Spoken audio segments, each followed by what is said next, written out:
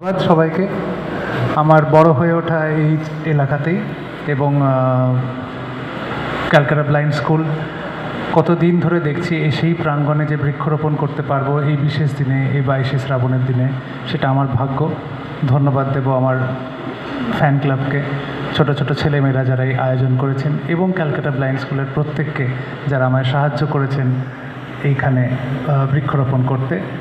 এই বিশেষ দিনটা খুবই কাকতালীয় যে 22শে শ্রাবণের দিনই হয়ে গেছে এবং আপনাদের এই চমৎকার অনুষ্ঠানে আমন্ত্রণ পেয়ে ভীষণ ভালো লাগছে। আমার বিশেষ কিছু বলার নেই। সবাই ভালো থাকবেন এবং সুস্থ থাকবেন, প্রকৃতি সুস্থ থাকুক। যে কটা দিন তুমি ছিলে পাশে, কেটেছিল নৌকার পালে চোখ রেখে, আমার চোখে ঠোঁটে গালে তুমি লেগে আছো, আমার চোখে ঠোঁটে গালে তুমি লেগে আছো। ধন্যবাদ, খুব ভালো থাকবেন।